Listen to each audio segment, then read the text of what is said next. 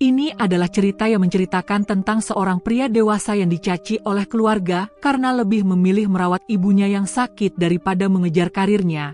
Namun akhirnya hidupnya penuh berkah dan menginspirasi banyak orang. Langit pagi masih diselimuti awan kelabu ketika Andra duduk di beranda rumah, memandangi tiket pesawat yang telah ia beli 2 minggu lalu. Di tangan kanannya, sebuah surat kontrak kerja dari perusahaan multinasional di Kanada yang sudah ia perjuangkan selama hampir 4 tahun. Gaji besar, fasilitas lengkap, dan peluang hidup mewah terbuka lebar di hadapannya. Andra menghembuskan napas panjang. Ini adalah impiannya sejak kuliah, bisa bekerja di luar negeri dan membahagiakan ibunya, satu-satunya orang yang tersisa dalam hidupnya. Ayahnya sudah wafat sejak ia SMA, dan 2 kakaknya sibuk dengan keluarga masing-masing di kota lain.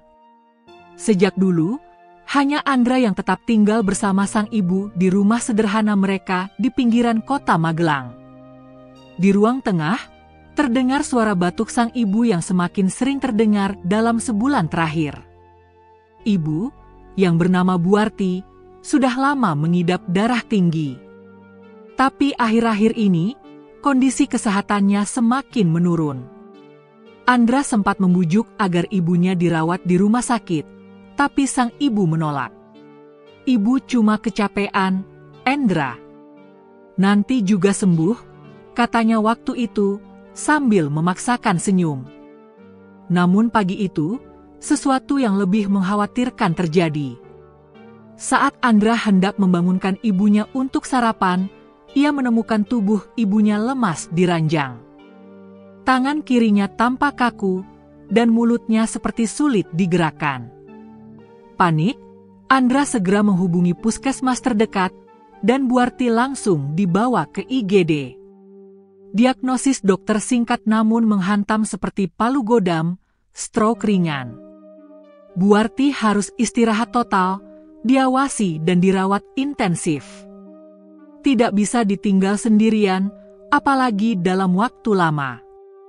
Andra terduduk lemas di lorong rumah sakit. Hari keberangkatannya tinggal 4 hari lagi. Ia memandangi layar ponselnya, pesan dari HRD di Kanada baru saja masuk. MR Andra, we look forward to welcoming you next week. Please confirm your final flight itinerary. Di kepalanya berkecamuk pertarungan antara mimpi dan kenyataan. Ia tahu ini adalah kesempatan sekali seumur hidup. Tapi ia juga tahu, jika ia berangkat, tak ada yang akan merawat ibunya. Kakak-kakaknya sudah menolak saat ia menghubungi mereka. Maaf, Andra. Kami nggak mungkin ambil cuti panjang.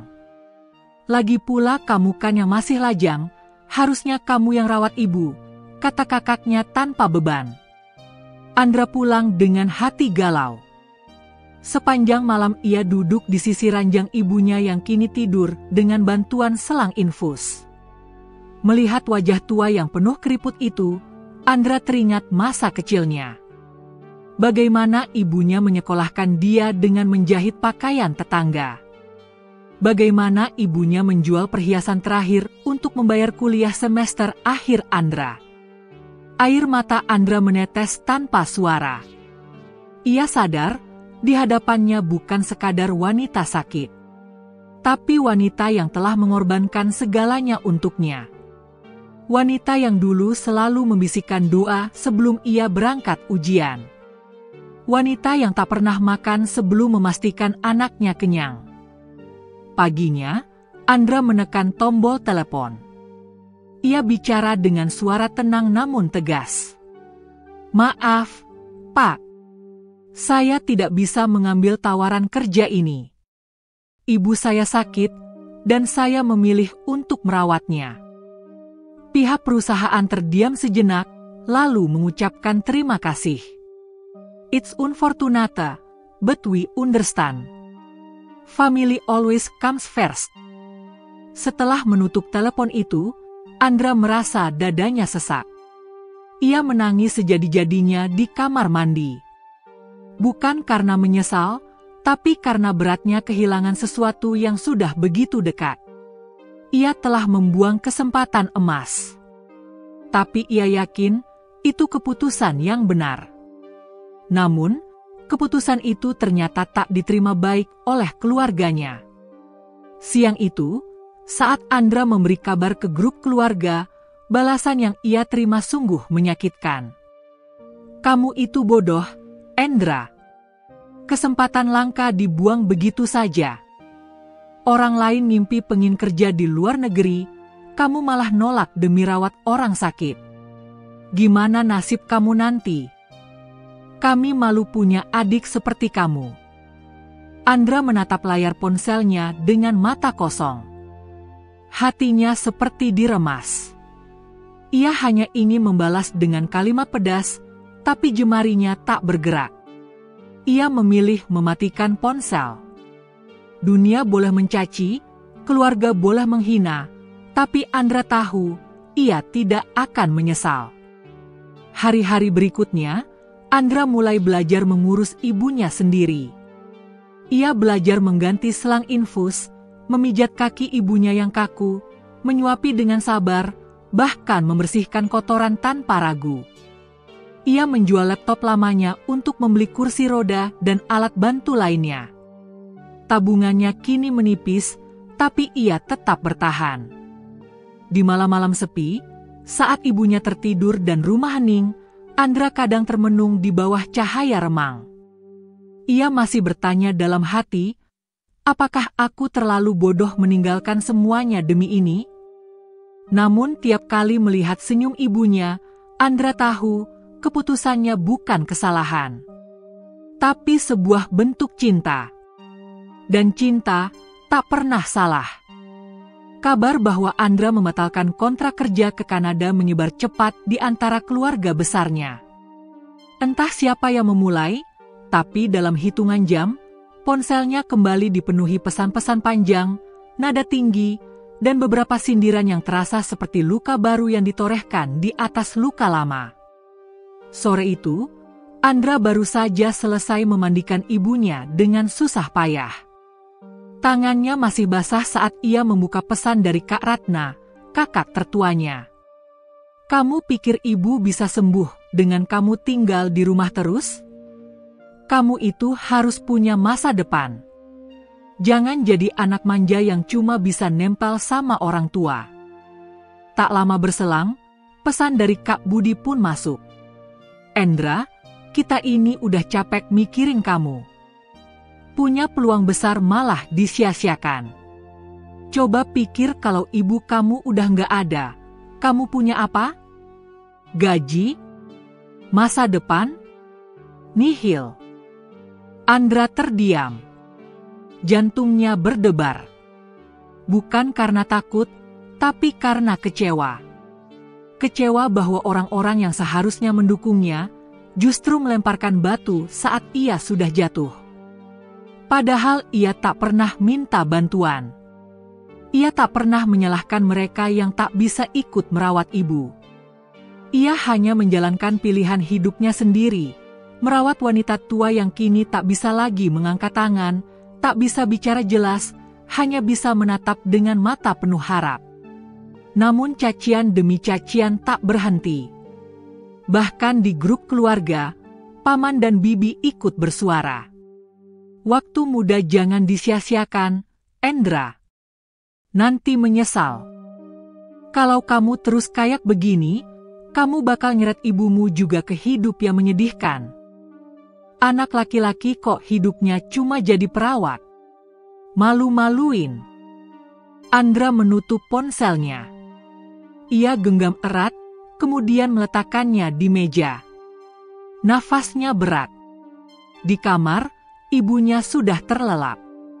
Nafas sang ibu pelan, tubuhnya masih kaku di sisi kiri, tapi ekspresi wajahnya tenang. Andra duduk di lantai, menyandarkan tubuhnya di dinding. Ia mendongak ke langit-langit rumah yang mulai bocor di sudut. Angin malam menyelinap dari celah jendela yang tak rapat. Dingin. Sunyi. Tapi tak lebih dingin dari sikap keluarga yang justru menusuknya.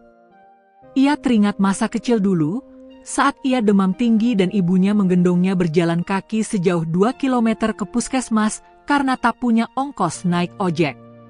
Ia ingat betapa keras ibunya bekerja menjahit pakaian agar anak-anaknya bisa tetap sekolah. Tapi kini, semua itu seolah terlupakan oleh kakak-kakaknya yang hanya bisa menilai hidup dari segi gaji dan jabatan. Malam itu, suara dari luar rumah mengejutkannya. "Endra! Endra!" Suara itu datang dari depan. Andra membuka pintu. Di sana berdiri Kak Budi, wajahnya tegang. "Aku habis ngobrol sama Pak D. Dia juga bilang kamu ini egois," ujar Kak Budi tanpa basa-basi. "Kamu kira cuma kamu yang sayang sama ibu? Tapi kita semua juga punya kehidupan, Endra. Kamu jangan merasa paling berkorban." Andra diam. Hatinya makin tersayat.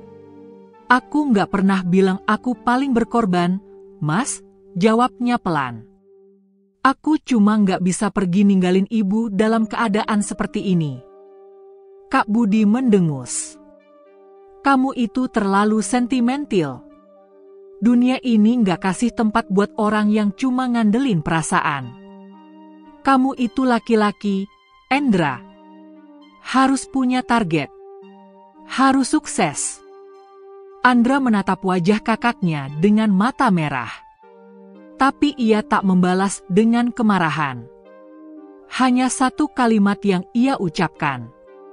"Kalau ibu wafat waktu aku di luar negeri, aku nggak akan pernah bisa maafin diriku sendiri seumur hidup."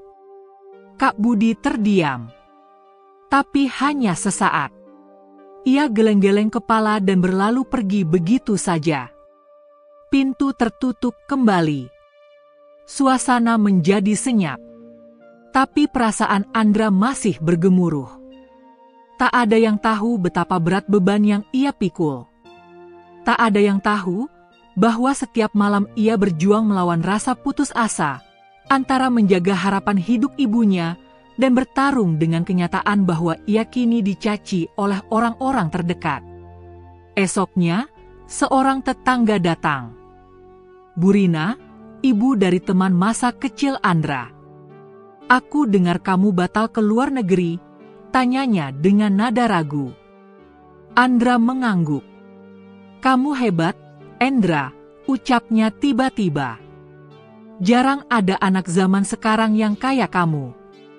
Yang lain mungkin udah ninggalin orang tuanya begitu saja." Andra tertegun. Kata-kata sederhana itu seperti pelukan hangat di tengah badai. "Terima kasih, Bu," katanya lirih. "Tapi jujur, saya capek." Bu Rina tersenyum dan menggenggam tangan Andra. "Kadang, Endra, jalan yang benar itu memang jalan yang paling sunyi. Tapi bukan berarti salah. Bersabarlah. Tuhan gak tidur." Setelah Bu Rina pulang, Andra menangis. Bukan karena lemah, tapi karena akhirnya ada seseorang yang melihat perjuangannya tanpa menghakimi. Malam itu, Andra duduk di sisi ibunya. Ia usap kepala sang ibu dengan lembut, lalu membisikkan sesuatu. "Bu, Endra dicaci semua orang. Tapi Endra janji, Endra nggak akan ninggalin ibu. Apapun yang terjadi." Dan di tengah kesunyian malam, meski tak bisa bicara, Buarti menggenggam jari Andra pelan dengan tangan kanannya yang masih bisa bergerak. Hangat, lembut, penuh cinta. Genggaman itu seperti jawaban. Seolah berkata, "Terima kasih, Nak. Ibu tidak sendiri." Andra tahu, jalan ini tak akan mudah. Tapi kini, ia tidak peduli lagi dengan cacian. Karena ia sadar, ia sedang melukis cerita cinta yang tak akan pernah bisa dibeli oleh gaji sebesar apapun. Hari-hari pertama Andra menjadi perawat penuh waktu bagi ibunya bukanlah perkara mudah. Ia tak pernah belajar secara formal bagaimana merawat orang sakit stroke. Semua ia lakukan berdasarkan insting, video tutorial, dan arahan dari petugas puskesmas yang sesekali datang. Pagi-pagi, sebelum matahari terbit, Andra sudah bangun.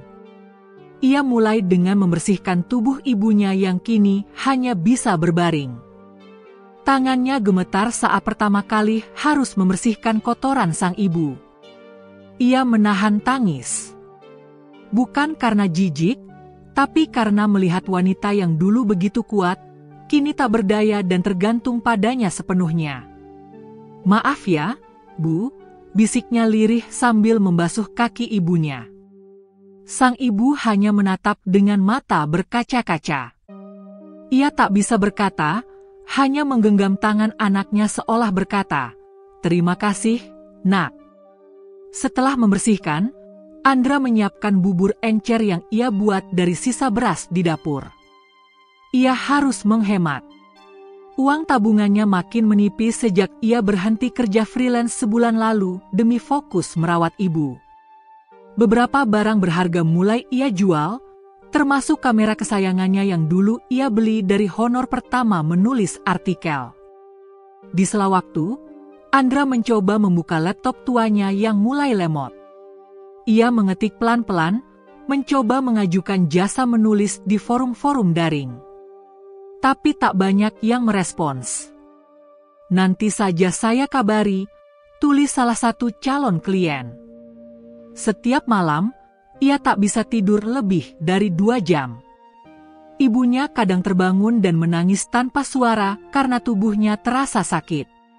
Andra sigap mengurut, mengganti posisi tubuh, dan memastikan ibunya nyaman. Ia sudah hafal jadwal obat, jam terapi, dan gerakan ringan yang harus dilakukan untuk mencegah otot kaku. Namun fisiknya mulai melemah. Bahunya pegal, matanya sayu, dan tubuhnya makin kurus. Tetangga-tetangga mulai memperhatikan. "Wah, kasihan banget si Andra. Udah kayak pembantu di rumah sendiri," celetuk salah satu ibu-ibu saat lewat depan rumah. Andra yang mendengar dari balik jendela hanya tersenyum pahit. Ia tahu, banyak yang melihat dirinya sekarang seperti pemuda yang menyanyiakan masa depan. Tak sedikit pula yang menyangka ia hanya cari perhatian, ingin dianggap anak berbakti agar dikasihani. Suatu sore, ketika ia sedang mencuci pakaian ibunya di belakang rumah, seorang tetangga pria datang. Namanya Pak Tono, pensiunan pegawai kecamatan. "Endra," katanya, "kamu nggak pengen kerja lagi? Kan bisa nyari pembantu buat rawat ibu." Andra menggeleng pelan. "Kalau cuma kerja buat uang, gampang, Pak. Tapi yang saya jaga ini bukan cuma tubuh ibu, tapi perasaan ibu juga." Pak Tono mengangguk, meski raut wajahnya menunjukkan ia belum sepenuhnya mengerti. Andra kembali ke dalam rumah. Waktu maghrib tiba. Ia tak sempat ke masjid seperti dulu, tapi ia tetap mendirikan salat di ruang tengah, tak jauh dari ranjang ibunya. Ia selalu berdoa, bukan minta kaya, bukan minta pekerjaan besar, hanya minta satu hal. "Ya Allah, kuatkan aku. Jangan biarkan aku menyerah." Hari berganti minggu. Badan Andra makin kurus, rambutnya makin acak-acakan. Namun satu hal tetap terjaga, senyum ibunya. Meskipun hanya bisa bicara sepatah dua patah kata dengan susah payah, sang ibu selalu menyempatkan diri mengatakan, "Endra, M.A., kasih." Itu cukup untuk membayar semua lelahnya. Ucapan sederhana, tapi seperti pelukan hangat di tengah badai. Namun cobaan datang tak berhenti. Suatu malam, listrik rumah padam. Andra panik. Ibunya butuh kipas karena sesak napasnya sering kambuh kalau ruangan pengap. Dengan senter dari ponsel yang tinggal 15%, Andra bergegas keluar rumah, berjalan kaki ke rumah RT, meminta bantuan. "Maaf, Mas. Meteran rumah sampean udah nunggak 2 bulan. Kalau mau nyala lagi, harus bayar dulu," jawab petugas. Andra tak bisa berkata apa-apa. Ia pulang dengan hati remuk. Di rumah, ibunya mulai gelisah karena kepanasan. Nafasnya memburu.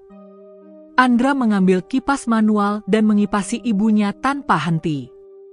Sampai fajar tiba, ia belum tidur. Tangannya pegal. Namun ia terus bertahan, meski tubuhnya seperti akan roboh.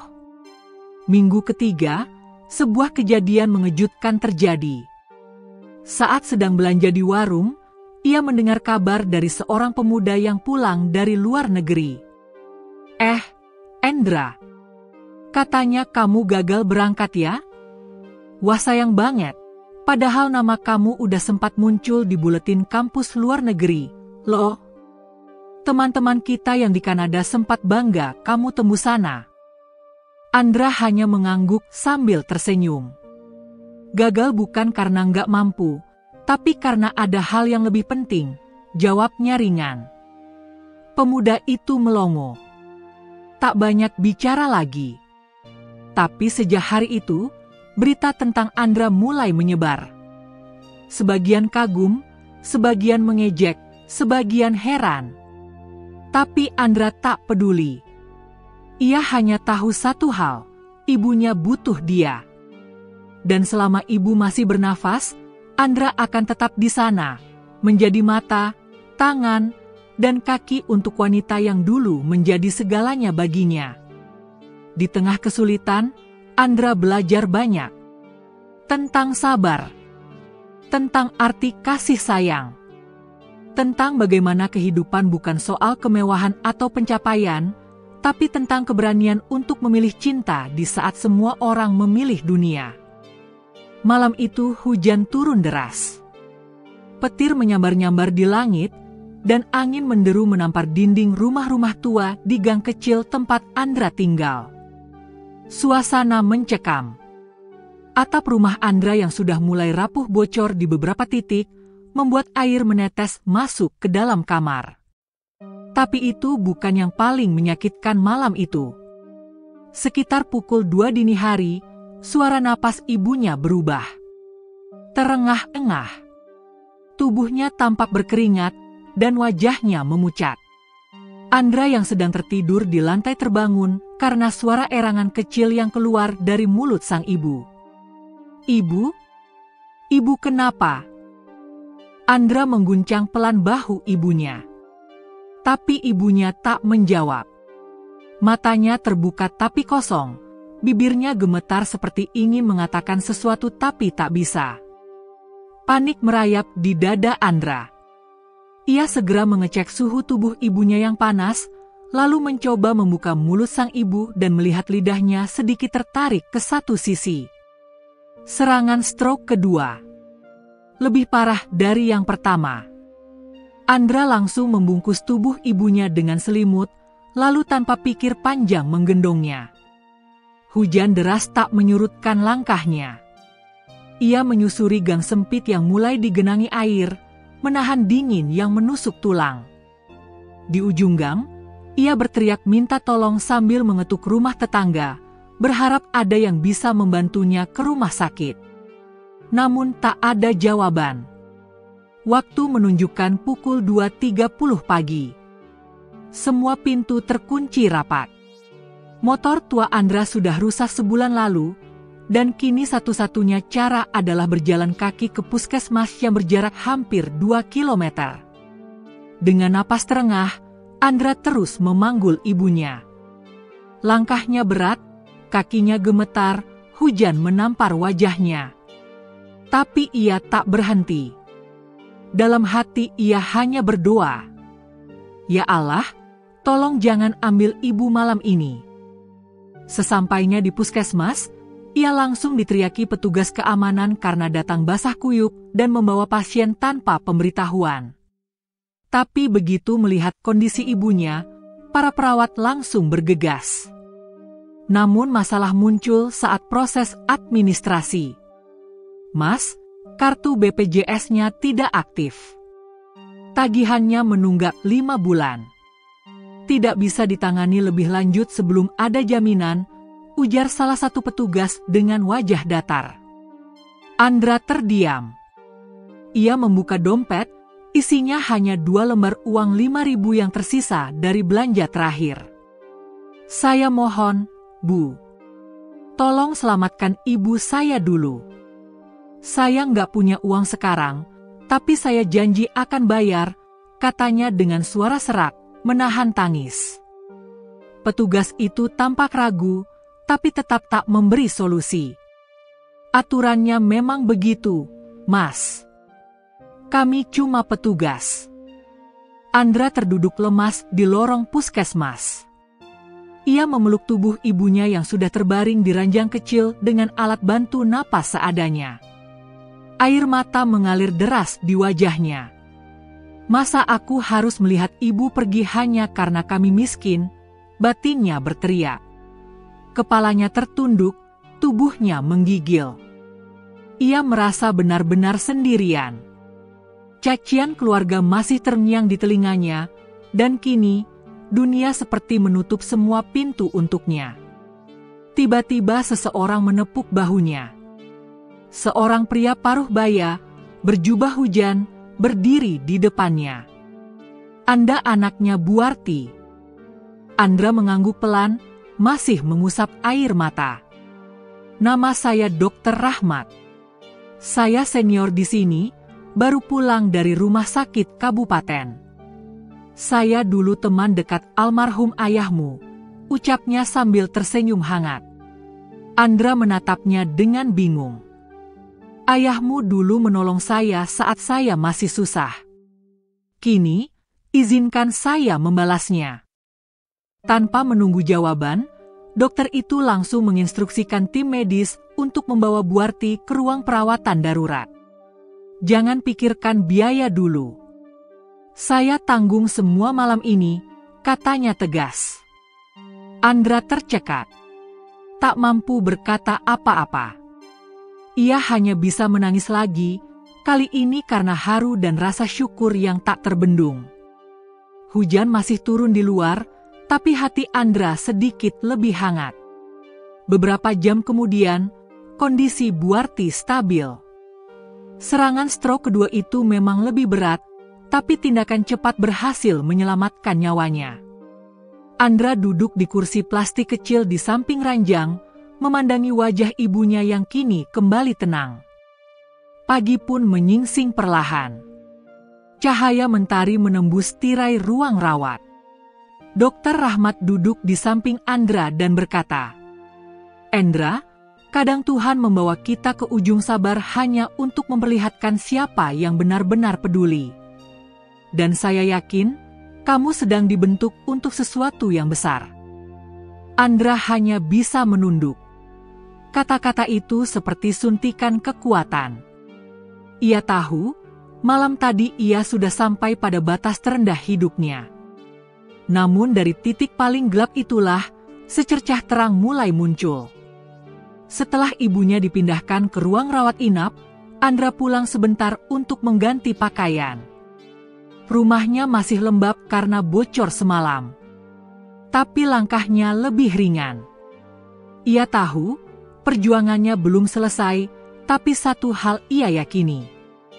Tuhan memang tak pernah tidur. Hari itu, Andra mulai membuat keputusan baru. Ia akan tetap merawat ibunya, tapi ia juga akan bangkit, bukan untuk dirinya sendiri, tapi agar bisa terus kuat di sisi ibunya. Ia membuka kembali laptop tuanya, membersihkan keyboard yang mulai lengket karena debu dan air hujan. Ia mulai menulis. 1 artikel. 2 artikel. Lalu ia kembali aktif menawarkan jasanya di berbagai platform online, meski sinyal di rumahnya kadang naik turun. Malam itu, ia kembali duduk di samping ibunya di ruang perawatan. Sambil memandangi wajah lelah sang ibu, Andra membisikkan doa. Bu, Andra nggak akan nyerah. Kita berdua akan lewati ini sama-sama. Dan mungkin, untuk pertama kalinya setelah sekian lama, ibunya mengangguk pelan, tanda bahwa ia masih di sana, mendengarkan, dan percaya pada anak satu-satunya itu. Hari-hari setelah kejadian malam itu berjalan dalam nuansa yang berbeda. Meskipun tubuh Andra masih terasa lelah dan pikirannya tetap diliputi kecemasan soal biaya dan masa depan, ada semacam ketenangan baru yang muncul, seperti embun pagi setelah hujan semalaman. Andra tahu, ia tak benar-benar sendirian. Setidaknya, Tuhan telah menunjukkan bahwa kebaikan itu masih ada, bahkan di saat paling gelap sekalipun. Dokter Rahma tak hanya membantu Andra malam itu, tapi juga terus mengawasi kondisi Buarti secara pribadi. Ia bahkan membantu memperpanjang rawat inap ibunya lewat jalur bantuan sosial yang biasanya hanya bisa diakses lewat birokrasi panjang. Semua proses administratif dan kebutuhan dasar disederhanakan demi satu hal, kemanusiaan. Endra, kamu fokus saja ke perawatan ibu. Urusan administrasi biar saya bantu urus, ucap Dokter Rahmat suatu pagi, saat Andra terlihat bingung membaca tagihan obat yang menumpuk. Andra menatap dokter itu dengan mata berkaca-kaca. Saya nggak tahu harus membalas kebaikan Bapak dengan apa. Sang dokter hanya tersenyum. Dulu ayahmu yang bantu saya berdiri di titik ini. Sekarang saatnya saya membalas budi. Anggap ini cara Tuhan mempertemukan kita kembali. Andra mulai percaya bahwa saat kita bersikap tulus, semesta punya caranya sendiri untuk menjawab. Selama ibunya dirawat di rumah sakit, Andra setiap hari membawa laptop tuanya ke pojok ruang tunggu. Ia mulai menulis ulang beberapa artikel lama, memperbarui profil freelance-nya, dan aktif mencari klien kecil-kecilan. Ia menulis dengan cepat, kadang harus menyesuaikan jadwal menyuapi ibu atau membersihkan tubuhnya. Dari 1-2 pesanan artikel seharga puluhan ribu rupiah, Andra perlahan bangkit. Ia tak lagi hanya duduk menunggu bantuan. Ia kembali menjadi produktif, walaupun dalam skala yang sangat kecil. Setiap rupiah yang masuk ia catat, ia hemat, dan sebagian ia tabung untuk kebutuhan ibunya di rumah nanti. Beberapa hari kemudian, sebuah kejadian kecil menjadi titik awal perubahan besar. Saat sedang mengetik artikel di ruang tunggu, seorang pria muda berpakaian rapi duduk di sampingnya. Awalnya mereka hanya saling menyapa biasa, tapi pria itu tampak tertarik melihat layar laptop Andra yang penuh dengan tulisan. Mas Andra, ya? Maaf ganggu. Saya sempat lihat Mas nulis tadi. Mas penulis konten? Tanya pria itu ramah. Andra mengangguk. Iya, Mas. Saya nulis artikel lepas. Kebetulan bisa kerja dari mana saja. Pria itu memperkenalkan dirinya sebagai Taufik, salah satu staf media digital sebuah perusahaan motivasi dan pelatihan daring. Ia mengatakan sedang mencari penulis tetap untuk mengisi blog mereka. Kami butuh penulis yang bisa konsisten, dan dari cara Mas nulis tadi, saya rasa Mas punya gaya bahasa yang kuat, kata Taufik sambil tersenyum. Andra nyaris tak percaya. Di saat ia merasa sedang di dasar hidup, kesempatan datang menghampirinya tanpa dicari. Setelah perbincangan singkat, mereka bertukar kontak. 2 hari kemudian, Andra menerima email resmi berisi tawaran kerja sama jangka panjang sebagai kontributor artikel motivasi. Proyek pertama, menulis kisah inspiratif tentang pengorbanan dan kasih sayang keluarga. Judulnya, Cinta yang Tak Pergi, Meski Dunia Menyuruhnya Pergi. Andra tersenyum saat membaca brief itu. Ia tahu, tulisan itu akan lahir dari hatinya sendiri. Dalam beberapa minggu, kehidupan Andra perlahan membaik. Ia tak lagi kesulitan membeli obat untuk ibunya. Rumahnya pun mulai diperbaiki sedikit demi sedikit, atap yang bocor diganti dengan bantuan sumbangan kecil dari komunitas sosial yang mendengar kabar perjuangannya lewat tulisan pertamanya yang viral di blog Taufik. Ternyata, Taufik tak hanya menyukai tulisan Andra. Ia juga membagikannya ke komunitas penulis dan pembaca motivasi yang memiliki ribuan anggota. Tak disangka, tulisan itu menyentuh banyak hati. Beberapa orang bahkan mengirim pesan langsung ke Andra. "Mas, kisahmu menyentuh banget. Saya jadi ingat almarhum ibu saya. Saya baca sambil nangis. Terima kasih sudah menuliskan hal sejujur itu. Kamu luar biasa, Mas. Saya doakan hidupmu penuh berkah." Andra membacanya sambil menangis pelan di sudut ruang rawat. Ia tak menyangka, ketulusannya menjaga ibu bisa menggerakkan hati banyak orang. Dokter Rahmat yang melihat perkembangan itu pun ikut bangga. "Endra, sekarang kamu tidak hanya merawat ibumu, tapi juga sedang menyembuhkan banyak hati lewat tulisanmu. Itu jauh lebih besar dari sekadar karir di luar negeri." Ucapan itu menancap dalam di hati Andra. Ia merasa, pertolongan yang datang padanya bukan hanya dalam bentuk uang atau bantuan medis, tapi dalam bentuk kepercayaan bahwa hidupnya masih berarti, bahkan bisa menjadi cahaya bagi orang lain. Hari-hari selanjutnya, Andra menjadi pribadi yang jauh lebih kuat. Ia tidak lagi takut akan masa depan. Ia belajar bahwa sekeras apapun badai, jika niat kita baik dan hati kita tulus, maka akan selalu ada jalan. Jalan yang mungkin tak mewah, tapi penuh berkah. Buarti pun menunjukkan perkembangan positif. Perlahan ia bisa menggerakkan tangan kanannya dengan lebih baik. Meski belum bisa bicara lancar, wajahnya semakin cerah saat melihat Andra duduk di samping ranjangnya, masih dengan senyum, masih dengan ketulusan yang sama sejak hari pertama. Suatu malam, sebelum tidur, Andra menulis di jurnal kecil yang selalu ia bawa. "Aku pernah berada di titik tergelap hidupku. Dicaci keluarga, ditinggalkan mimpi, dan nyaris kehilangan harapan.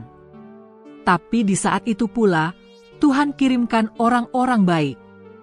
Dari dokter tua yang datang tanpa diminta, sampai pembaca yang menguatkanku dari balik layar.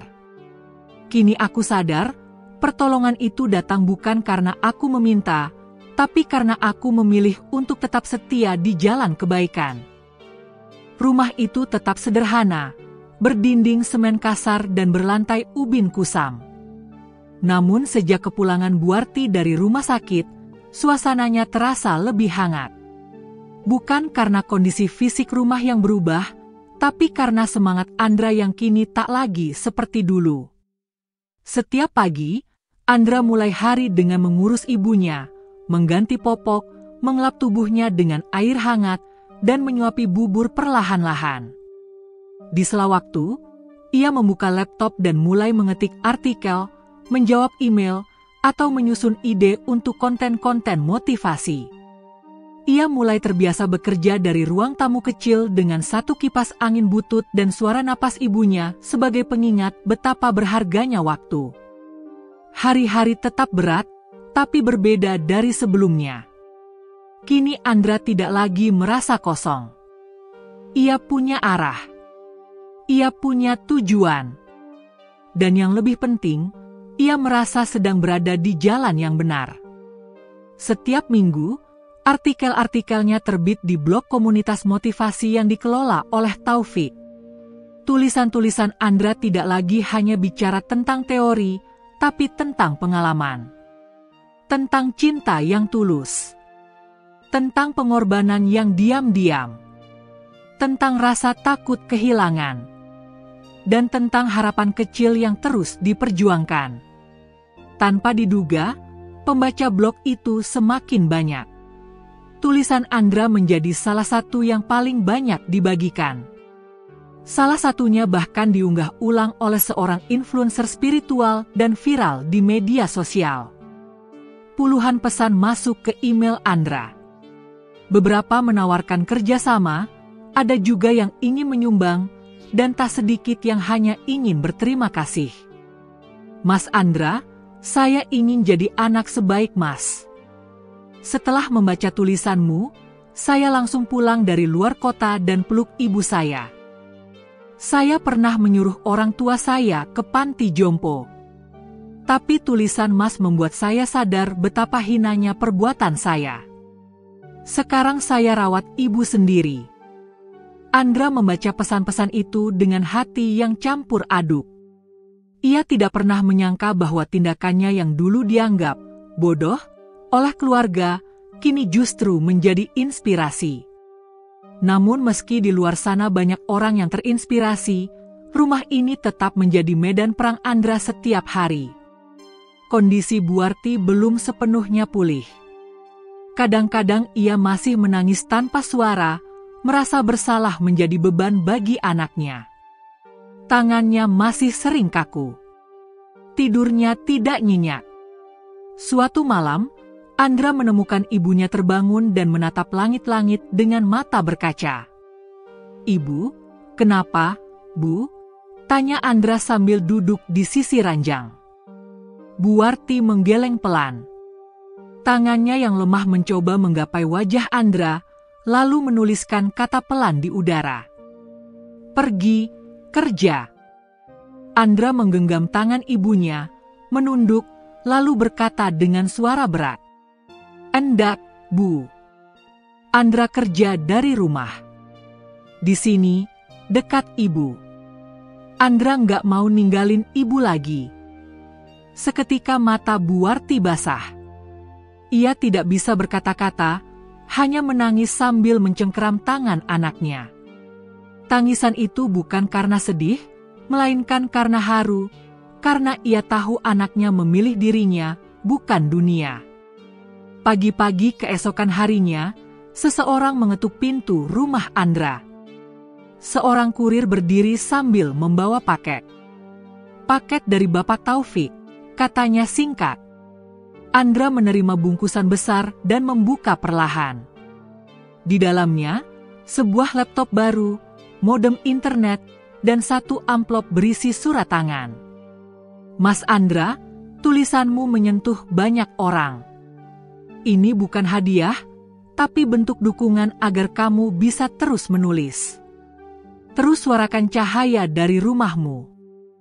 Andra menutup mata dan menahan air mata. Dunia yang dulu terasa gelap, kini mulai menyala satu demi satu. Dengan perangkat baru itu, produktivitas Andra meningkat. Ia kini bisa menulis lebih cepat, mengelola media sosial, dan mulai merancang buku kecil berisi kumpulan tulisannya yang paling menyentuh. Ia beri judul, "Ibu, Aku Tidak Pergi." Proyek itu menjadi pelepasan emosional bagi Andra. Setiap tulisan di dalamnya adalah serpihan perasaan, kenangan, luka, dan ketulusan yang tak bisa ditampung dalam satu kalimat. Sementara itu, kondisi ibunya mulai menunjukkan perbaikan. Terapi dari puskesmas yang rutin datang, serta latihan ringan yang dilakukan Andra setiap hari mulai menampakkan hasil. Suatu sore, untuk pertama kalinya sejak stroke kedua, Buarti bisa mengucapkan satu kata dengan jelas. "Endra." Andra yang sedang menyiapkan makan malam, berlari ke kamar dan memeluk ibunya sambil menangis. "Iya, Bu. Andra di sini. Selalu di sini." Hari itu menjadi titik balik dalam proses penyembuhan ibunya. Meskipun perlahan, tapi nyata. Dan bagi Andra, itu lebih dari cukup. Di tengah semua itu, kabar tentang perubahan hidup Andra sampai juga ke telinga keluarga besarnya. Kak Ratna menghubungi lewat telepon untuk pertama kalinya dalam 3 bulan. "Endra, aku dengar tulisanmu viral. Kami semua kaget. Maafkan kami, ya. Dulu kami terlalu keras." Andra terdiam sejenak. "Aku nggak pernah marah, Mbak." Tapi aku cuma pengin dimengerti. Aku cuma pengin ibu sembuh. Kakaknya menangis di ujung telepon. Begitu juga dengan kakak laki-lakinya yang akhirnya datang ke rumah, membawa bingkisan dan meminta maaf langsung ke ibunya. Hubungan keluarga yang dulu renggang perlahan melembut. Mungkin tak langsung utuh, tapi mulai pulih. Dan pada suatu malam yang tenang, saat Andra sedang menatap langit dari beranda rumah, ia bergumam dalam hati. Tuhan memang tak menjanjikan jalan mudah. Tapi Dia selalu hadir di tengah gelap, lewat cahaya-cahaya kecil yang tak kita duga. Malam itu terasa hangat. Bintang bertaburan di langit. Dan untuk pertama kalinya sejak lama, Andra merasa damai. Pagi itu, Andra seperti biasa menyalakan laptop barunya dan membuka dashboard blog komunitas tempat ia menulis. Ia berniat mengunggah satu tulisan baru berjudul "Melayani yang Melahirkan", sebuah renungan tentang bagaimana merawat orang tua bukanlah beban, melainkan bentuk penghormatan tertinggi. Namun ia terkejut ketika melihat notifikasi masuk, puluhan komentar baru, ratusan pesan, dan trafik pembaca yang melonjak tajam dalam waktu semalam. Jari-jarinya kaku beberapa detik sebelum akhirnya membuka satu persatu komentar itu. Tulisan ini membuka mata saya. Saya selama ini terlalu sibuk mencari pengakuan, sampai lupa ibu saya di rumah sedang menua sendirian. Mas Andra, tulisanmu bikin saya berhenti di tengah-tengah kesibukan, dan pulang. Hari ini saya peluk ibu saya setelah 5 tahun gak pulang. Saya gak pernah menangis baca artikel. Tapi kali ini saya nangis. Terima kasih sudah mengingatkan saya untuk menjadi manusia. Andra membaca sambil berkaca-kaca. Ia tak tahu tulisan mana yang membuat semuanya melonjak, hingga akhirnya ia menemukan tautan ke sebuah akun TikTok. Seseorang ternyata membacakan artikelnya dalam bentuk video, menambahkan foto-foto rumah sederhana, suara narasi lembut, dan musik melankolis. Dalam sehari, video itu ditonton lebih dari 1 juta kali, dan komentar terus mengalir. Ternyata video itu juga dibagikan ulang oleh beberapa tokoh publik. Termasuk seorang ustaz terkenal yang menyisipkan tulisan Andra dalam tausiahnya, serta seorang artis sinetron yang menuliskan caption, "Andai semua anak sekuat Mas Andra, mungkin dunia akan lebih damai." Tak butuh waktu lama, nama Andra mulai jadi bahan pembicaraan di berbagai platform. Ia diundang ke podcast, ditawari wawancara oleh media daring, dan bahkan dihubungi oleh penerbit buku yang tertarik membukukan kisah hidupnya. Namun yang paling mengejutkan adalah saat sebuah tim acara TV inspiratif nasional meneleponnya. "Mas Andra, kami ingin mengangkat kisah Mas di segmen Pahlawan Tanpa Sorotan. Kami ingin datang langsung ke rumah dan mewawancarai Mas bersama ibunda." Andra terdiam. Ia memandang ibunya yang sedang tidur siang di atas ranjang, wajahnya jauh lebih tenang daripada 2 bulan lalu. Ia tahu, ini bukan tentang popularitas. Ini tentang menyuarakan nilai yang mulai hilang, bahwa merawat orang tua adalah kehormatan, bukan beban. Beberapa hari kemudian, tim TV datang. Mereka membawa kamera, mikrofon, dan segudang pertanyaan. Tapi mereka juga membawa sesuatu yang lebih berarti, pengakuan, bukan dalam bentuk pujian, tapi penghormatan terhadap perjuangan yang selama ini ia jalani sendirian dalam sunyi. Dalam sesi wawancara, Andra berbicara pelan namun penuh makna. "Saya dulu dicaci karena memilih merawat ibu ketimbang karir. Tapi saya percaya, ketika kita menomorsatukan orang tua, Tuhan akan menomorsatukan kita di waktunya."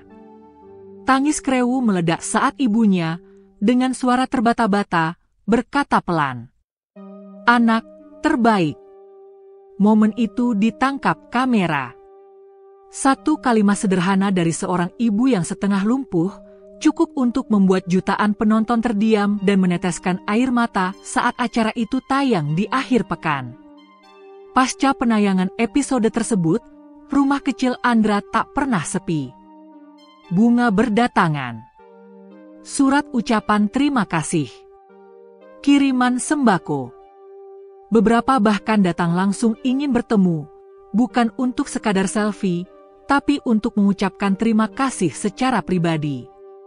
Seorang ibu dari Bandung datang bersama anak perempuannya.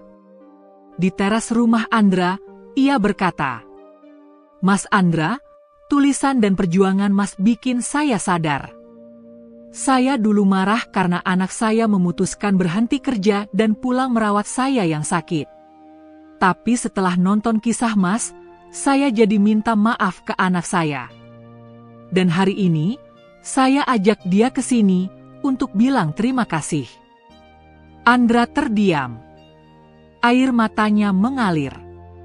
Ia tidak tahu bahwa satu keputusan yang dulu penuh luka, kini menjadi jalan terang bagi banyak keluarga untuk kembali saling merangkul. Bahkan kakak-kakaknya yang dulu mencaci kini datang dengan wajah penuh penyesalan. Kak Ratna membawa anak-anaknya dan berkata lirih, "Maafkan kami, Endra. Dulu kami pikir kamu buang masa depan. Tapi ternyata kamu justru selamatkan masa depan kami juga. Anak-anakku sekarang rajin bantuin aku di rumah karena mereka nonton kisahmu." Andra tak menyimpan dendam. Ia hanya berkata pelan, "Aku cuma ingin ibu bahagia. Sekarang aku juga bahagia karena kalian mulai paham." Seiring waktu, Andra mulai banyak diundang untuk berbicara di seminar, diskusi daring, dan komunitas pengasuh orang tua. Ia tak ingin menjadi motivator, ia hanya ingin menjadi juru bicara bagi mereka yang diam-diam berjuang di balik pintu rumah, anak-anak yang memilih merawat orang tuanya ketimbang mengejar dunia. Salah satu undangan paling berkesan datang dari sebuah universitas, alma maternya dulu. Ia diminta mengisi kuliah umum bertema etika dan pengabdian dalam keluarga. Andra berdiri di panggung aula kampus. 100 lebih mahasiswa menatapnya dengan kagum. "Dulu saya juga duduk di kursi seperti kalian. Punya mimpi besar, ingin keliling dunia. Tapi hidup membawa saya ke arah yang berbeda. Dan saya bersyukur, karena dari rumah kecil, saya justru melihat dunia yang lebih luas, dunia yang penuh kasih." Tepuk tangan bergemuruh. Namun Andra tetap rendah hati. Ia tak pernah merasa besar. Ia hanya merasa benar. Dan di hari ulang tahun ibunya yang ke-66, Andra merayakannya dengan sederhana. Ia menyiapkan nasi tumpeng kecil, menyalakan lilin, dan membisikkan doa di samping ibunya. "Bu, hari ini semua orang tahu tentang kita. Tapi bagi Andra, dari dulu ibu sudah jadi segalanya." Bu Warti tersenyum. Tangannya yang lemah menggenggam tangan Andra. Tak perlu banyak kata. Genggaman itu sudah cukup. Karena kini dunia tahu, cinta yang tulus tak butuh panggung megah, cukup ruang kecil bernama rumah, dan hati besar bernama anak. Sejak kisahnya viral, hidup Andra berubah pelan namun pasti. Rumahnya tetap kecil, penghasilannya belum mewah, dan ibunya masih harus menjalani terapi panjang. Tapi Andra tak lagi memikirkan kehilangan masa depan, karena ia sadar masa depan sejatinya adalah hasil dari keberanian memilih jalan yang benar, bukan jalan yang ramai. Suatu sore, saat Andra sedang menjemur pakaian ibunya di belakang rumah, ponselnya berdering. Sebuah nomor asing muncul. "Selamat sore, ini Mas Andra?" "Iya, betul." "Dengan siapa ya?" "Perkenalkan, saya Rima, dari tim editor majalah Inspirasi Indonesia. Kami tertarik dengan kisah dan tulisan Mas. Apakah Mas bersedia menjadi penulis tetap sekaligus kolumnis bulanan di rubrik keluarga?" Andra terdiam. Ia hampir tak percaya. Majalah itu adalah majalah nasional, beredar ke ribuan pembaca di seluruh negeri. Dulu, ia hanya bisa membaca gratisan PDF bajakan dari teman. Kini, ia diminta menulis langsung di dalamnya. Saya bersedia, Mbak. Dengan senang hati. Terima kasih, Mas. Kami sudah mengikuti tulisan Mas sejak viral di blog komunitas. Kami yakin, suara Mas bisa jadi harapan bagi banyak keluarga di luar sana. Setelah menutup telepon itu, Andra terduduk di kursi kayu belakang rumah. Ia memejamkan mata, menghela napas panjang. Dalam hatinya hanya satu kalimat yang bergema. Aku tidak pernah mengejar karir. Tapi karir datang menghampiri saat aku memilih untuk tidak meninggalkan yang paling berharga. Sejak itu, Andra mulai aktif menulis di berbagai media. Selain majalah, beberapa portal berita nasional memintanya menulis opini, esai, bahkan kisah-kisah pendek bertema keluarga. Ia menjadi langganan wawancara radio dan webinar daring. Tak sedikit mahasiswa yang meminta izin mengutip kisahnya untuk skripsi atau presentasi etika sosial. Namun Andra tetap membatasi kegiatannya. Ia tak ingin tenggelam dalam euforia atau popularitas. Ia sadar, semuanya berawal dari satu hal, cinta pada ibunya. Maka prioritas utamanya tetap satu, merawat sang ibu dengan tangan sendiri. Pekerjaan sebagai penulis dari rumah memberinya fleksibilitas. Ia bisa menulis sambil menyuapi, mengetik sambil menunggu ibunya tidur, atau mengedit sambil mengganti infus. Bahkan, laptop barunya kini sering diletakkan di atas meja kecil di sebelah ranjang ibunya, agar ia bisa tetap berkarya sambil mengawasi. Suatu hari, ia menerima email dari salah satu penerbit besar. Mas Andra, kami tertarik menerbitkan buku memuar Mas berjudul, Ibu, Aku Tidak Pergi. Kami akan bantu pengeditan dan distribusinya secara nasional. Kami percaya buku ini akan menyentuh jutaan hati. Andra memeluk laptopnya erat. Itu adalah naskah yang ia tulis malam demi malam saat ibunya tertidur. Naskah yang mengandung air mata, doa, dan luka yang ia torehkan sendiri dari lubuk hatinya terdalam. Setelah beberapa kali pertemuan daring, proses penerbitan dimulai. Dan 3 bulan kemudian, buku itu resmi diluncurkan. Sampulnya sederhana, sebuah tangan tua digenggam erat oleh tangan muda, dan satu kalimat pendek di bawahnya, tak semua pahlawan memakai jubah. Ada yang diam-diam menghapus air mata ibunya. Peluncuran buku itu jadi kejutan besar. Toko-toko buku besar langsung menaruhnya di etalase depan. Bahkan beberapa sekolah dan lembaga keluarga membelinya secara massal sebagai bahan bacaan motivasi. Hari demi hari, royalti mulai masuk. Bukan jumlah yang fantastis, tapi cukup untuk membuat Andra tak lagi memikirkan kebutuhan harian. Ia kini bisa membeli susu dan makanan sehat untuk ibunya. Ia bisa menyewa terapis pribadi sebulan sekali. Bahkan ia mulai menyisihkan sebagian untuk membantu sesama. Ya, Andra tak lupa masa lalunya. Ia tahu rasanya menahan lapar, menahan tangis di balik pintu rumah, dan dicaci oleh keluarga sendiri karena dianggap tidak berprestasi. Maka ketika ia mulai mapan, ia memilih menebar kebaikan. Ia membuat gerakan kecil bernama Untuk Ibu, sebuah kampanye daring yang mengajak anak-anak muda merawat orang tua mereka dengan kasih sayang. Dalam waktu singkat, ratusan orang ikut serta. Mereka mengunggah foto bersama ibu atau ayahnya, dengan caption penuh rasa haru dan ucapan terima kasih. Andra mengelola semua itu sendiri, dengan penuh semangat. Ia sadar, popularitas itu fana, tapi nilai yang ia tanam bisa bertahan lama. Suatu malam, ibunya terbangun dan berkata dengan suara lebih jelas dari biasanya. "Andra." "Ibu bangga." Andra menoleh, memandang ibunya yang menatapnya lembut. Wajah tua itu sudah tak sekencang dulu. Tapi sinarnya tetap hangat. Ia meraih tangan ibunya dan menaruhnya di dada. Kalau bukan karena ibu, Andra bukan siapa-siapa. Tangisan kecil mewarnai malam itu. Tangisan bahagia. Bukan karena kekayaan atau ketenaran, tapi karena hati mereka kini dipenuhi cinta dan syukur yang utuh. Beberapa bulan kemudian, Andra diundang ke acara penghargaan nasional bertema Anak Indonesia Menginspirasi.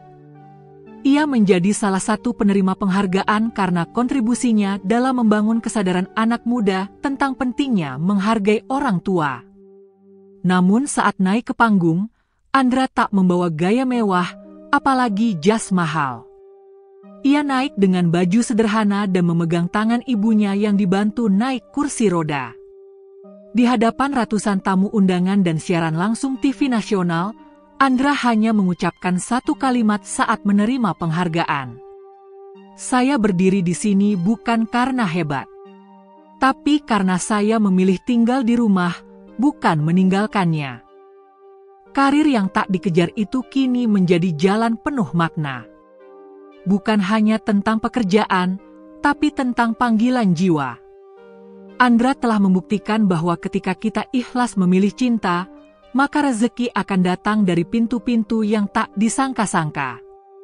Dan malam itu, saat lilin kecil di kamar rumah kembali menyala, Andra duduk di samping ibunya dan berkata pelan, "Bu, mungkin dulu aku gak jadi orang hebat seperti yang orang harapkan. Tapi aku harap aku cukup hebat di mata ibu." Buarti hanya mengangguk sambil tersenyum. Air matanya menetes. Tapi kali ini, itu adalah air mata bahagia. Angin malam terasa dingin menusuk kulit. Suara jangkrik bersahut-sahutan di luar jendela, namun di dalam rumah Andra, suasana jauh dari damai. Sejak siang tadi, kondisi Buarti menurun drastis. Tubuhnya lemas, pandangannya kosong, dan ia nyaris tak bisa bicara. Nafasnya tersengal, seperti ditarik paksa oleh waktu yang tak ingin menunggu. Andra duduk di samping ranjang, memegang tangan ibunya erat-erat. Ia tahu betul, ini bukan sekadar sakit biasa. Sudah seminggu terakhir ibunya kehilangan selera makan, dan semangatnya pun perlahan menghilang. Meski dokter dan terapis tetap datang setiap 2 hari, mereka pun mengangguk dengan wajah serius, seolah bersiap untuk kemungkinan terburuk. Sore itu, Dokter Rahmat datang sendiri. Ia duduk lama bersama Andra, menatap hasil pemeriksaan dan tekanan darah yang terus menurun. "Andra, ibu sudah sangat lemah. Organ tubuhnya mulai kelelahan. Secara medis, mungkin tak banyak yang bisa dilakukan lagi selain membuat beliau nyaman." Andra menunduk. Matanya merah. Tapi ia tak menangis. Ia tahu, ia harus kuat, setidaknya di hadapan ibunya. Ia mengangguk pelan, menelan kenyataan itu perlahan-lahan. "Tapi mukjizat itu ada, Dok," kata Andra, suaranya berat. "Kalau bukan karena mukjizat, ibu nggak akan selamat dari stroke yang dulu." Dokter Rahmat tersenyum, menggenggam bahu Andra. "Benar. Tapi mukjizat kadang datang bukan untuk menyembuhkan raga, melainkan untuk menyiapkan hati kita agar siap melepas dengan ikhlas." Kalimat itu menampar pelan, tapi juga menenangkan. Malam itu, Andra duduk sepanjang malam di samping ibunya. Ia menyalakan lampu temaram, menyetel murotal Al-Quran pelan-pelan dari speaker kecil, dan memeluk tangan ibunya. "Bu, kalau ibu capek, nggak usah tahan ya. Tapi kalau ibu masih pengen lihat Andra nulis buku kedua, Andra janji akan selesaikan lebih cepat." Ibunya tak menjawab. Tapi dari matanya mengalir satu tetes air mata, pelan, sunyi, dan menghancurkan hati Andra lebih dari apapun. Pagi harinya, kabar mengejutkan datang. Salah satu penerbit luar negeri yang membaca terjemahan artikel Andra tertarik menerbitkan versi bahasa Inggris dari bukunya di Asia Tenggara. Mereka bahkan menawarkan kontrak eksklusif dan kerjasama jangka panjang. Tawaran itu besar. Bahkan honor pertamanya cukup untuk membeli rumah yang lebih layak dan membiayai terapi ibunya seumur hidup jika waktu masih mengizinkan. Namun di tengah kabar baik itu, tubuh Buarti semakin lemah. Ia tak bisa makan. Perawat yang datang pun hanya bisa memberikan infus dan memantau denyut jantungnya dari waktu ke waktu. Andra menatap layar laptop dan layar infus bergantian. Hatinya terbelah. Di satu sisi, ini adalah pencapaian besar, mungkin tak terulang. Tapi di sisi lain, ia tahu waktunya bersama ibunda sudah sangat singkat. Haruskah ia menerima tawaran itu dan mulai memikirkan karir yang lebih tinggi? Atau ia tetap duduk di sisi ibunya, menolak semua panggung besar dunia demi detik-detik terakhir yang tak bisa diulang? Andra memutuskan menutup laptopnya.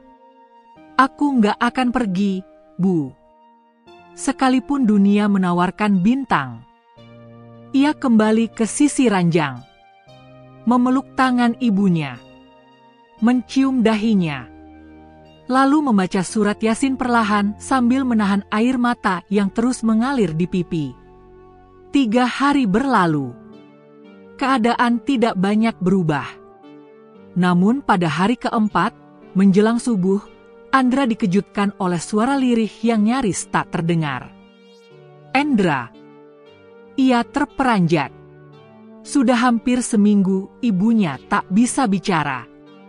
Ia menunduk, mendekat. Endra, jangan menangis. Seketika tangis Andra pecah.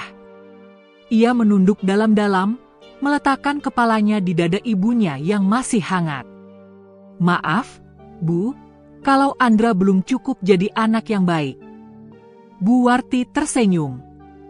Tangannya yang lemah bergerak pelan, menyentuh kepala Andra. Kamu, anak terbaik. Kata-kata terakhir itu keluar pelan. Sangat pelan. Tapi cukup untuk mengguncang seluruh jiwa Andra. Dan beberapa menit kemudian, napas ibunya perlahan berhenti. Tenang. Tanpa jeritan. Tanpa drama. Hanya keheningan yang dalam dan damai. Andra tak menjerit. Ia tak meronta. Ia hanya diam. Menangis dalam bisu. Tapi hatinya, meski hancur, juga dipenuhi rasa syukur yang luar biasa. Ia berhasil mendampingi ibunya sampai akhir. Ia tak sedang berada di luar negeri atau di ruangan megah. Ia berada di rumah kecil itu. Di samping ibu yang ia rawat dengan hati, tubuh, dan waktu. Pemakaman berlangsung sederhana. Ratusan orang datang, tak hanya dari kampungnya, tapi juga dari luar kota. Mereka yang membaca kisah Andra merasa seolah mengenal Buarti sebagai ibu mereka sendiri. Beberapa bahkan datang hanya untuk mengucapkan, "Terima kasih, Bu, sudah melahirkan anak seperti Andra." Dan setelah semua selesai, malamnya Andra duduk sendiri di kamar. Ia memeluk selimut ibunya, membuka kembali laptop, lalu mulai menulis. Hari ini, aku kehilangan satu-satunya cinta yang paling tulus. Tapi aku tidak menyesal. Karena aku tahu, aku sudah memberikan yang terbaik. Dan mungkin, cinta yang ditanam dengan ikhlas tidak pernah benar-benar pergi. Tulisan itu diunggah tanpa editan. Judulnya, "Ibu, kau pergi saat aku tidak lagi menangis karena kehilanganmu, tapi karena bahagianya menjadi anakmu." Dan keesokan harinya, tulisan itu menjadi viral, lebih besar dari sebelumnya. Bukan karena isinya yang sedih, tapi karena ada cahaya keikhlasan di setiap katanya. Hidup Andra berubah lagi. Tapi kali ini, bukan karena popularitas, melainkan karena kebebasan. Ia telah melewati ujian terakhir, kehilangan, dan melepaskan. Dan kini ia siap melangkah ke fase baru, bukan lagi sebagai anak yang merawat ibunya, tapi sebagai seseorang yang membawa warisan cinta itu kepada dunia.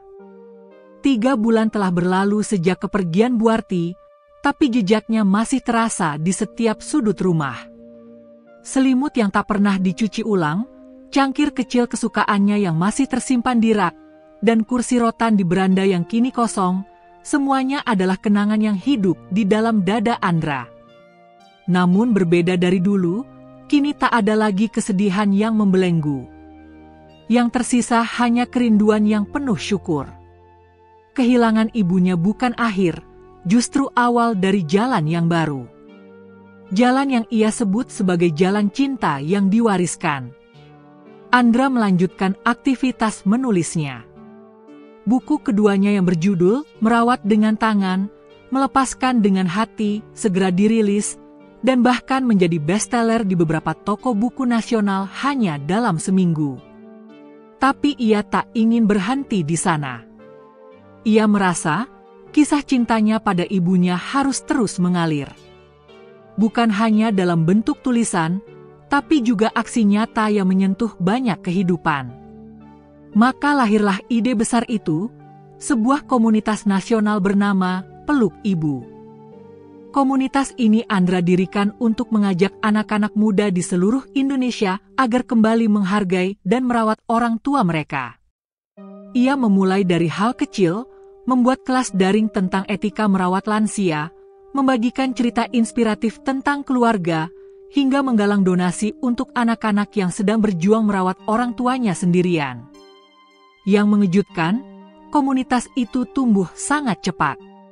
Dalam waktu 3 bulan, lebih dari 10.000 orang bergabung dari berbagai kota. Banyak dari mereka yang selama ini diam-diam menanggung beban besar, merawat ayah yang stroke, menjaga ibu yang pikun, atau membagi waktu antara kerja dan mengurus keluarga sendirian. Andra menyapa mereka satu persatu lewat forum daring, berbagi kisah, mendengarkan cerita mereka, dan menjadi tempat bersandar bagi banyak jiwa yang lelah. Mas Andra, saya gak pernah cerita ke siapapun. Tapi komunitas ini bikin saya kuat kembali. Saya tahu saya gak sendirian. Akhirnya ada ruang untuk kami, anak-anak yang lebih memilih orang tua daripada uang.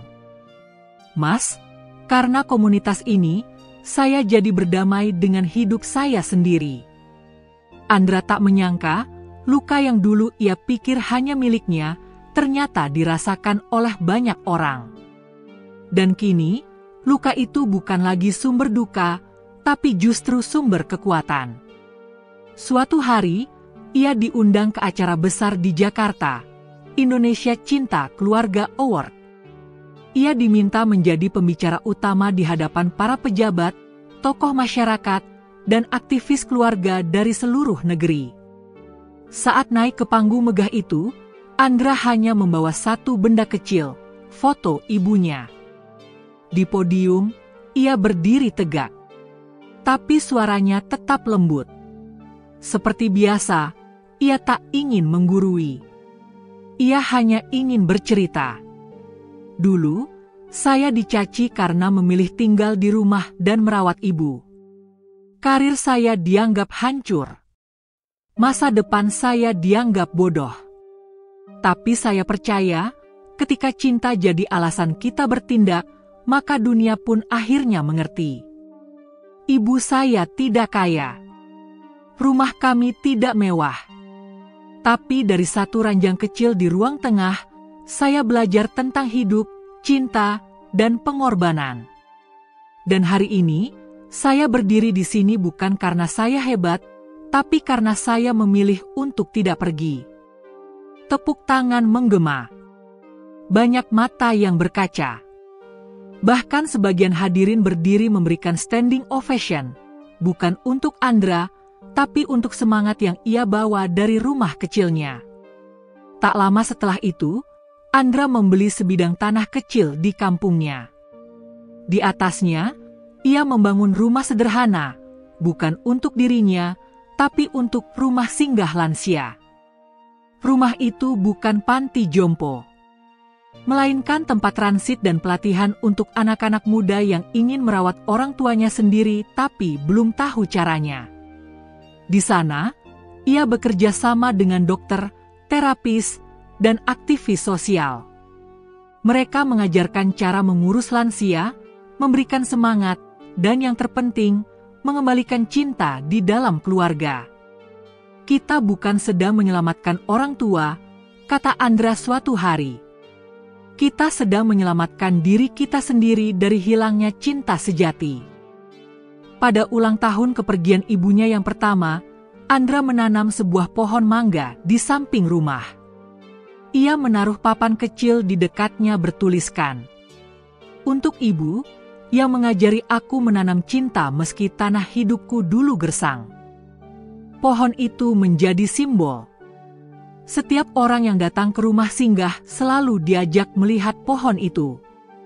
Dan setiap kali mereka bertanya kenapa Andra tidak pernah pindah ke kota besar atau ke luar negeri setelah sukses, ia hanya menjawab, "Karena di sini, aku menanam. Dan yang menanam cinta, tak akan pernah kekurangan rezeki." Kini, setiap pagi Andra bangun dengan perasaan tenang.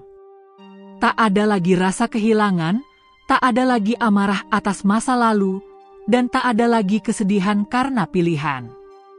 Ia tahu, warisan ibunya bukanlah harta atau rumah mewah.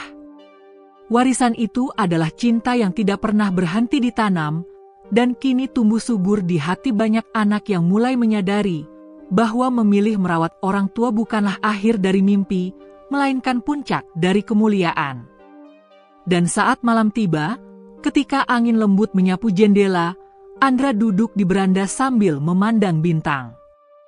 "Bu, sekarang Andra sudah tidak sendiri. Banyak yang memilih jalan yang sama. Dan semuanya karena satu hal, Ibu." Ia tersenyum. Di dadanya masih ada cinta. Di matanya masih ada cahaya. Dan di langkahnya kini hidup penuh berkah. Tamat.